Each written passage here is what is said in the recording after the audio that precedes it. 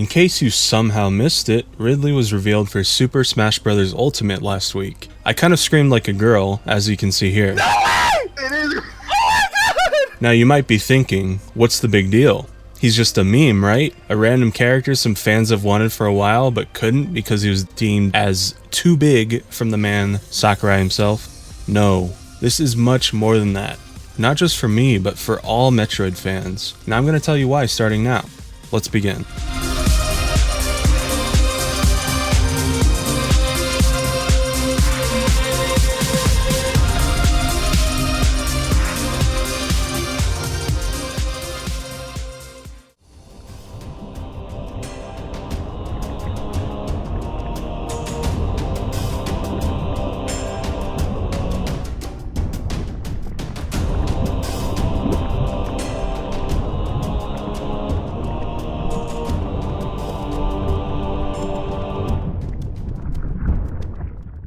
For the first reason, I won't go into too much detail because I do want to make an entirely separate video on this game in the future, but for now, I'll just give you a quick summary. Metroid Prime, aside from Halo 1, was my very first FPS game. I played it at a Walmart while breaking my neck staring straight up at the TV screen above the games. I liked it a lot, so I asked my mom and eventually got it for my birthday. It was a lot to take in, and I was actually scared to go into the first room on the frigate Orpheon. However, once I was brave enough to conquer my fear, I treaded on through the first level. Fast forward to the part where you're escaping this frigate Orpheon, you look up at the ceiling and see this badass creature with machine parts stuck inside him all over the place. Naturally, I was amazed as an 8-year-old. My mouth was wide open. What is this thing? Why is it on the ship? I knew that guy was going to be a big bad guy in the story, but due to my lack of Metroid knowledge at the time, I had no idea what this dragon-like creature had actually done to Samus in the timeline. As I play through more of Metroid Prime, I again see this towering shadow when I enter a certain part in Phendrana Drifts, in the same shape as the dragon I saw at the beginning of the game. I felt intimidated. Who was this thing? Why is he stalking Samus? Naturally, I make it to the end of the game after a long time and end up fighting him. His name was Ridley, and he proved to be one of the most challenging bosses for me to this very day.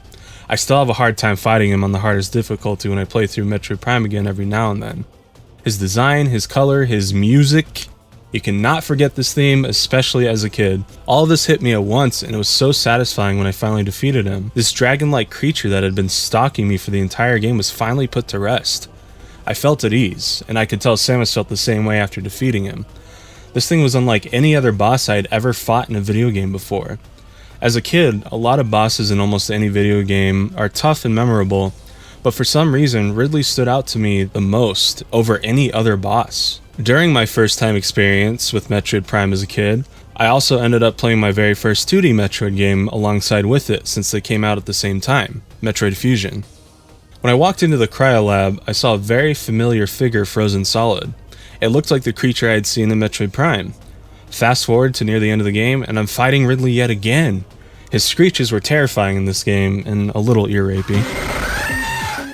I knew this just wasn't some reoccurring ordinary boss. There had to be a reason why Ridley appeared twice in the 2 Metroid games I played at the time. Ridley was just a very memorable character to me as a kid. His design was scary yet cool at the same time, and seeing him not once but twice just made me think about him for a long time. Obviously, as I got older and played more Metroid games, I eventually found out that he was Samus's nemesis, and he even killed her parents. It made a lot more sense to me after that why Samus did not like Ridley. I don't think I would like somebody either if they killed my parents. Just saying. Moving away from my more personal story and going into something more logical, Metroid has needed more representation in Smash for quite some time. I'm not talking about stages, music, trophies, whatever. There's tons of that. But I meant like another character. Aside from Captain Falcon from F-Zero, Samus was the only veteran since Smash 64 to not have another character representing her franchise. And it made sense. Who could you add from Metroid? A Metroid? Not unless it was the Gamma one, and not many people know about that design since it was only in Metroid 2. Kraid? Now that's another too big meme. Dark Samus? That is definitely a possibility. And side note, I'm hoping we see her as an Echo Fighter in Smash. A lot of Metroid characters wouldn't make too much sense to be in Smash. Either they only appeared once in their respective games, mainly the other hunters, or it would just have been really awkward to figure out who to add, model, and program. Ridley fit this bill well, as he was a reoccurring character throughout the Metroid series. He had both melee and ranged attacks in all of the games that he was in, and he could also fly. However, in an interview back in 2014, Sakurai stated himself that Ridley would be way too big for Smash. They'd either have to shrink his overall size or wings, and it wouldn't be Ridley anymore. So therefore, he would never be added.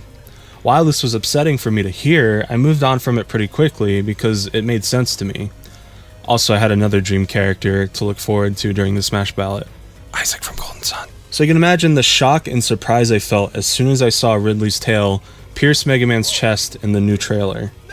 Everything that Sakurai had said, all the logical explanations and reasonings I had thought about that made me give up on Ridley even being a possibility in Smash, completely gone, filled with nothing but tears of joy and screams of happiness. Not only was one of my most favorite childhood villains finally coming to Smash, this would give Smash more representation not just for the Metroid series, but also for Nintendo villains. And this, my friends, is why Ridley means so much to me in Super Smash Bros. Ultimate. Oh my god!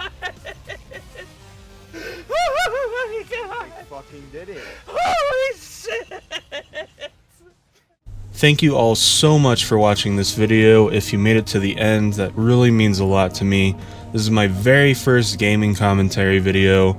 I apologize if it was a little rough around the edges, but again, I will try to improve as I progress, as with everything that I do. I want to make remixes for these video game reviews, and I also want to draw my own art for these. So it's a fun project, and I've always wanted to be a jack of all trades type of channel. So this is kind of my opening gate, stepping forward and stepping out of it, and I just hope I can share this experience with you guys. If you guys liked what you saw, please subscribe, like, and comment down below, letting me know. And until next time, see you guys.